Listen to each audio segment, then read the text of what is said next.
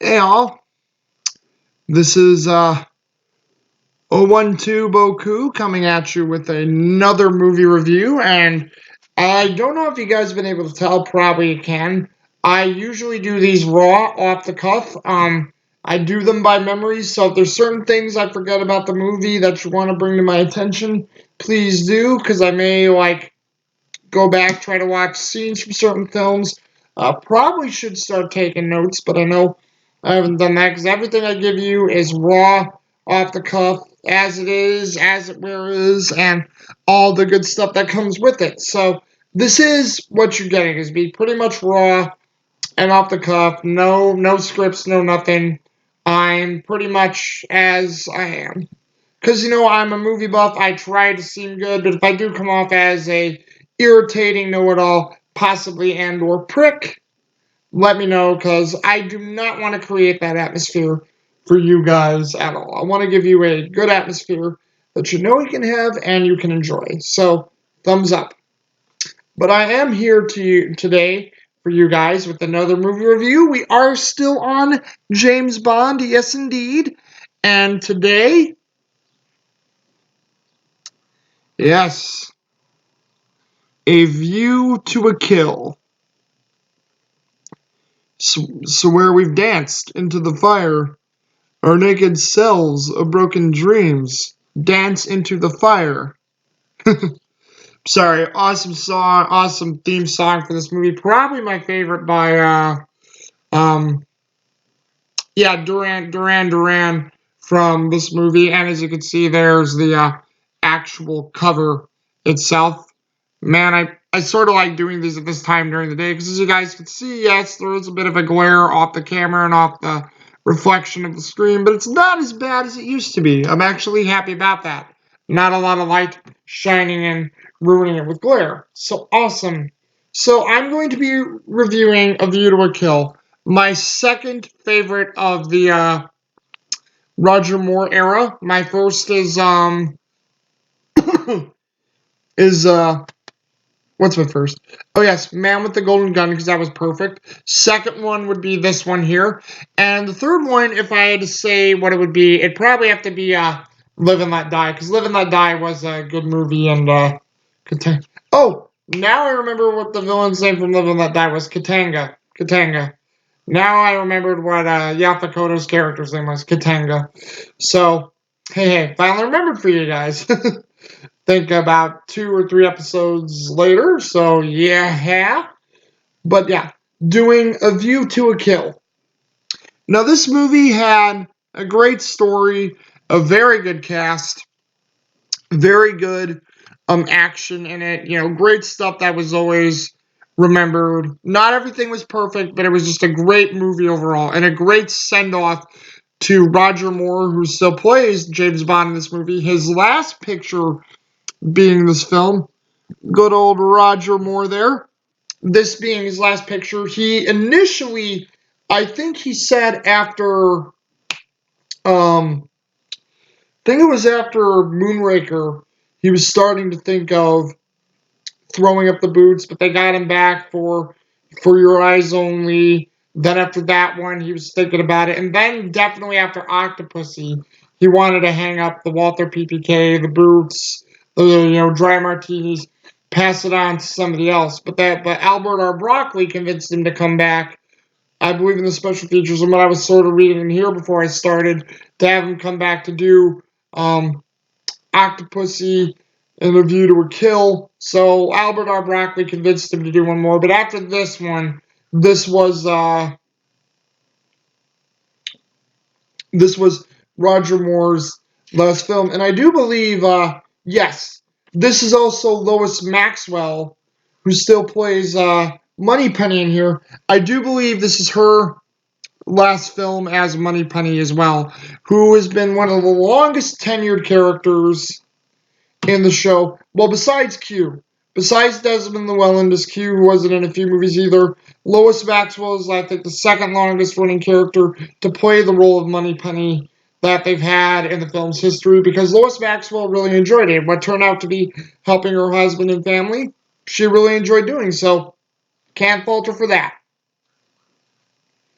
But yeah, like James Bond in this one is going around trying to stop a mad industrialist who is actually a Russian creation from the Russians in the early parts of the Soviet War, I believe in the 50s and 60s, created by, you guessed it, Walter Gotell's character, General Gogol.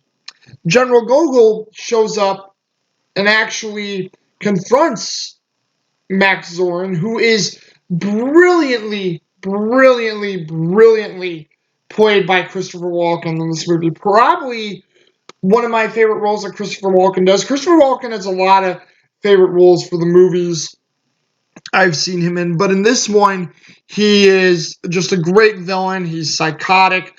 You know, yes, it is over the top at times, but it works because Christopher Walken delivers it with such believability that you're just enthralled in time for this movie. In fact, I think this movie would have suffered a bit greatly if it didn't have Christopher Walken as Max Zorin, because Christopher Walken, I think, gives it that extra oomph that this movie needed. Once again, not that Christatos as Julian Glover and Louis Jordan, who played Kamal Khan, were bad. It's just that Christopher Walken really just gave it that air of just like, this is fucking awesome, and I love every moment of it. Sorry for the cousin there, but like I say, I make these for, you know, the upper tiers. If kids watch these, note that there is a language discrepancy and, you know, uh, like adult stuff, because I do put it in the things that we do to edit these things for these videos. So joy.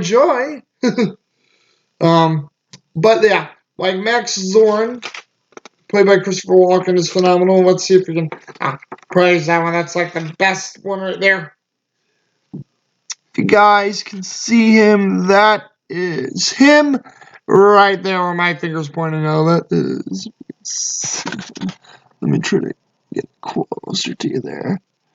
The guy on the far point, right next to Mayday there. Right next to Mayday. Yeah, and that is him right there. That is Max Zorn, who is phenomenal in this movie. A great villain.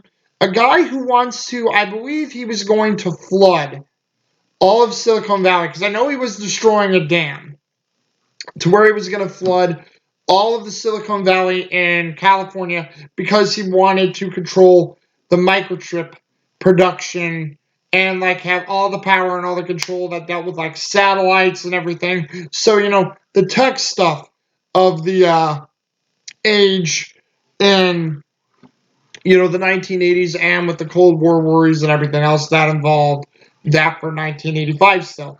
And in fact, there's actually a disclaimer that Michael G. Wilson, the producer of the movie, had to put up in the beginning of this film, saying because, you know, it dealt with computer systems, microchips, and Max Zorin, I think, is based on an actual computer media mogul that exists in real life, who I believe had a similar name to Zorn, which I think was like his name was Maximilian Zurgin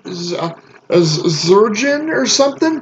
And Michael G. Wilson had to put a disclaimer saying that this film did not represent Maximilian Zurgin or anybody else in real life based in this movie, since they were sort of getting into the big meats and parts here, which I thought was rather weird for a action adventure science fiction, you know, spy film, espionage spy film. But hey, that's what they had to do. But yeah, Christopher Walken brought Max Zorn perfectly in this, where he didn't care, he was mad, he used his voice like this to be charismatic and good, and you know, it was always so awesome. Like Christopher Walken sort of talks, and I know that was a bad impression, but hey, bear with me, folks. And there's actually a part where he's so good in this movie, where he's getting ready to blow the dam, and he wants no loose ends. And he's like, he asks, I think, his bodyguard and his the scientist who created him, who I think was Scarpine, played by Patrick Bachow. Yeah, Bachow or Bacow. Bacow. I think it's Bacow, Patrick Bacow, who was a German scientist who helped made him because Max Zorin was a Russian slash Nazi creation of test tube babies to have heightened intelligence, almost I think like super strength, skills, cunning, and smarts, which he got all those. And so with his handler Scarpine, well, creator Scarpine, his other bodyguards and stuff like that, because this is where Mayday was also chasing Bond in the tunnel. He starts opening fire on his men to take out all the loose ends, and you have another one of his guys come up and says, "Mr. Zorin, what are you doing? These men are loyal to you." And he's like, "Oh, I know. Ain't it great?" And then he shoots the guy.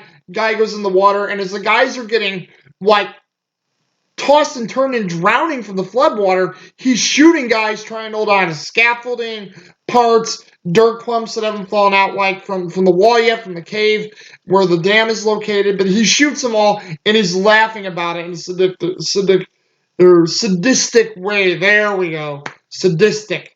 And Christopher Walken was just, friggin' great in this movie. It was such a good scene. And once again, spoilers. I know I don't want to spoil things for you guys, but spoilers involved in this one as well. So apologies. I should have said that ahead of time.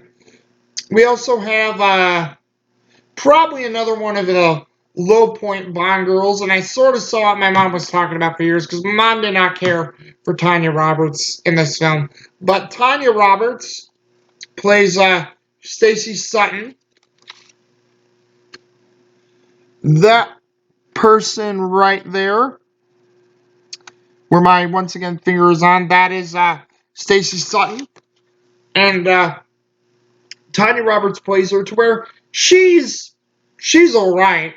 I mean, she acts the character pretty well. She has quite a bit of emotion, but I'll admit, Stacey Sutton as a character, whether it was of how Tanya Roberts acted in this movie or not, she's sort of a little like blah, like just there and just like hey, it is what it is. But she plays the part pretty well.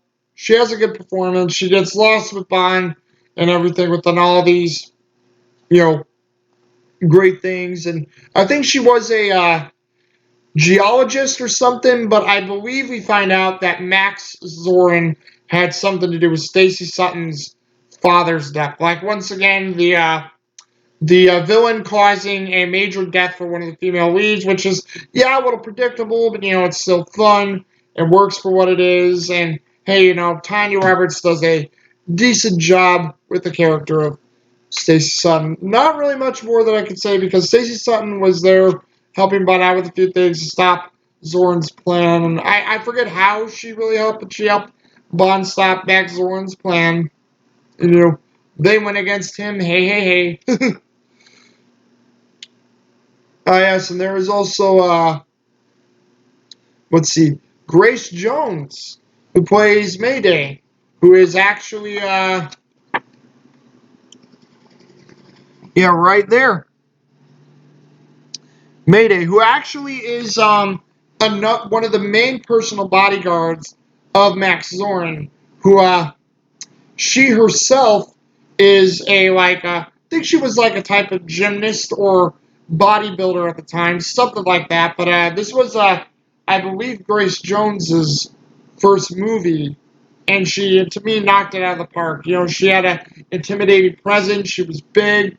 She had great use of muscles and everything. I mean, she was, great for the role, and she actually acted really well in the part. And I actually enjoyed her a lot more than Tanya Roberts. Sorry, Tanya Roberts, but, Grace Jones, I think, beat you in, like, the better character department there. But, like, she was always a thorn in Bond's side, trying to stop James Bond, kill him, find him, capture him, all these different things that go throughout the film. And she also, becomes a thorn in Bond's ally side, like Patrick McNee, who played Tibbet. I think she does something to him. I don't think she kills McNee, but she almost brings him down with him. She up kills Chuck Lee, who is played by, or no, sorry, David Yip, who's played by Chuck Lee, who's a one of the San Francisco Police Department from Chinatown who actually help Bond out. Mayday like chokes him in the back of his car and kills him in the back of the car to take him out, and like Mayday is just this imposing force who gives Bond and his allies a run for his money. What's cool about Mayday is Mayday spends the whole film going after Bond on Max Zorn's orders. And when Max Zorn floods the dam, you have these two other women who are, just as beefy and good bodyguards with Mayday. Uh, what happens is that Mayday and her girls or yeah, I did say and her girls, and her girls get swept away in the dam. I think the other two die. I think the other two die as well. And what happens is Bond actually has a part where he's trying to save Mayday, where they're getting swept away because Bond is struggling. Should I leave her or I save her? He tries to do the nice, honorable thing and save her, but he can't fully get to her. So Mayday, I think, lifts one of the electronic lifts that we're still working up from the mine to get him out of the dam. And what Mayday says at the end is, get Max Zorn for me. And I think after that she drowns because I don't think she comes back and has a one-on-one with Zorn, but I know she saves Bond so Bond can survive to get Max Zorn, who runs off on his blimp, and they take off to see the flooding of California. But both Mayday, forgot her name already. It's only been one time since I've seen this, so I can't remember all the characters. Mayday, Stacy Sutton, and Bond work together to stop Max Zorn's plan, but it was really cool to see how Mayday went from henchman villain to hero in this film. That was really cool. Because, like I say, Mayday's an imposing figure. To see that imposing figure become an ally, thumbs up. Aces in my book. And, Q's back as Desmond Llewellyn, gives him some nice gadgets in this film. And let's see. John Glenn, another great directorial from John Glenn, was really good. Once again, this is why the Bond films in the 80s, I think, are some of the best because they just had such good action, good storytelling, good characterization. The 80s Bond films, I don't think, get the credit they deserve as some of the predecessors, especially the ones from the 60s with James Bond, if you're comparing them to them. But, I mean, it's really, just a great and enjoyable film that we see that John Glenn does. Michael G. Wilson and Richard Maybaum wrote the story. Like I said, Michael G. Wilson's contribution with Richard Maybaum, they wrote on it and got it similar to like this Mad Industrials at the time, during how there was a technological war too between Russia and the United States at the time during the Cold War, and where they had to put in that disclaimer for like that Maxwell Sergeant, or maybe it was Zorn. I can't remember, but where they had to put that into where they weren't copying him, but still, great writing by those two. Let's see here. I think, yeah, John Barry did great music for this one. View to a Kill with Duran Duran was good. Hearing the themes of that played throughout this movie from John Barry were excellent. Other, somber parts, themes, and action themes were well done by John Barry. John Barry did a phenomenal score in this movie, so can't berate him for that. Probably the best points of interest in this movie are basically the dam scene. The dam scene is like really cool. It's great to see how methodical and sadistic they made Max Zorn, because you really hate him after the scene. How he just takes out his own men, doesn't care, and just laughs psychotically and enjoying it like while he does it. Like Max Zorn probably is the head honcho of psychopaths in the Bond saga in all the 007 films. Like he's the main guy. Give me a moment here. Tell my head to get a little irky. So I'm gonna take the last bit of my water here. Give me a sec, guys.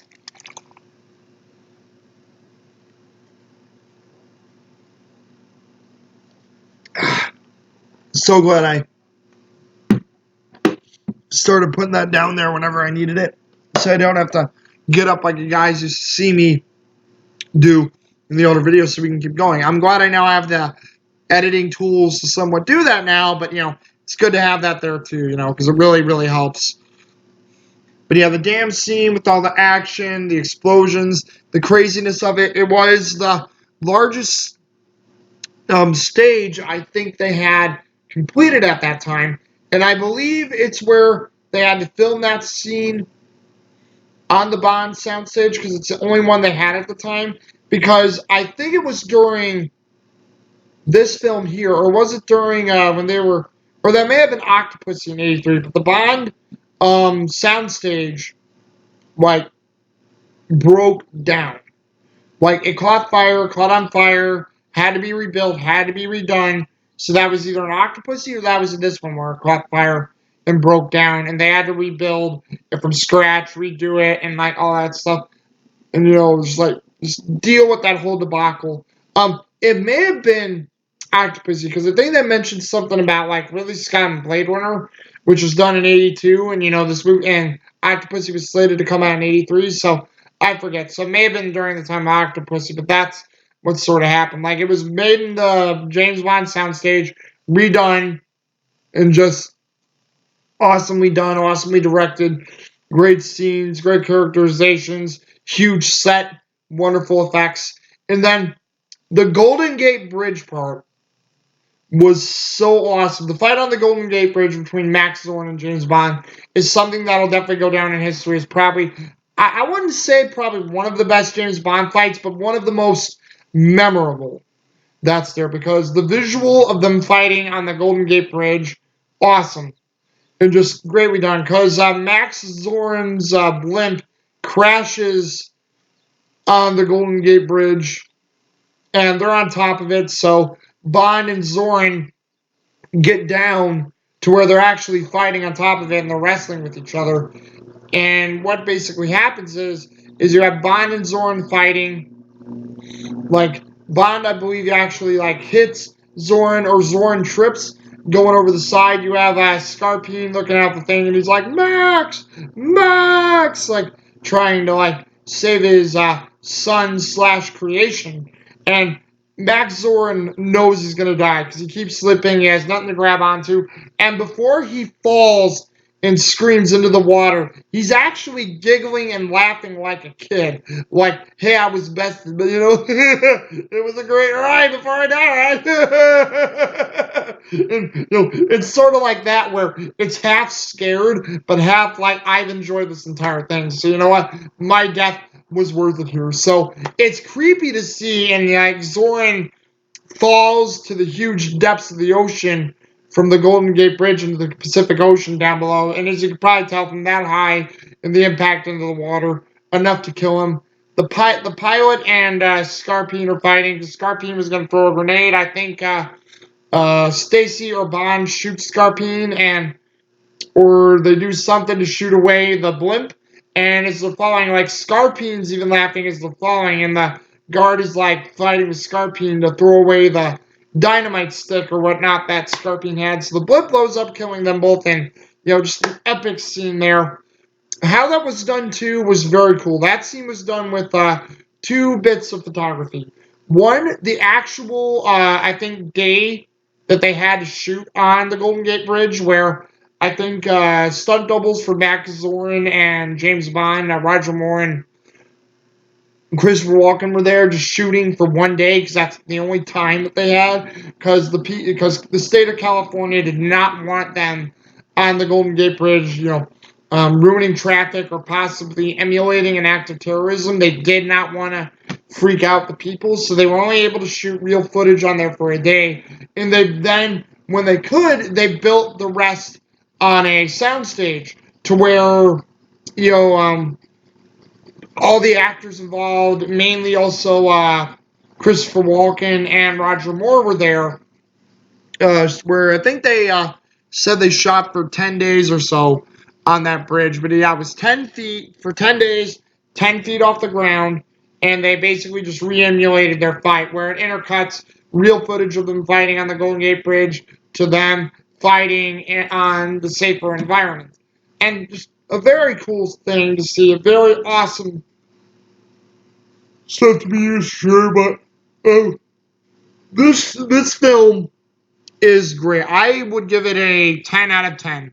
A great film, great action, great characters, great acting, just overall great film. And what a great send off to this man, Roger Moore, here. Like, a really great film for Roger Moore to end his career on. Like I said, it's my second favorite Roger Moore picture, one being Man with the Golden Gun. But I have to say, what a great film this is. What a great film, and what a great way for Roger Moore to end his final time on Bond. So if you guys have not seen this and you're a Bond fan, see A View to a Kill. It is a great, great film. Good action, great story, great characters, great stuff all around. And like, once again, since I give this film, like, basically, if I had to go low, solid 9, but I give this film a 10 out of 10 because it was that good. Solid 9 to 10 out of 10 for my number rating. So, like, what do you guys think? Do you guys actually like A View to a Kill too? Do you think this film is worth the investment or time? Just leave it all in the comments there. I would love to know what you think. Once again, if you can, not forcing you guys to, but if you want, like, share, and subscribe. Let me know what you guys think and how stuff could be doing good. Plus, if you guys know ways that I can improve my videos, please share, and I will do them the best that I can, because I'd love to keep improving and get better with these videos. I think I have in certain ways, but at the same time, I have a long way to go. So just let me know about A View to a Kill, what you thought, or any other comments you want to leave in the section down below. So until then, this is 012 Boku coming at you with that awesome movie review for A View to a Kill, and I will see you guys later. Deuces.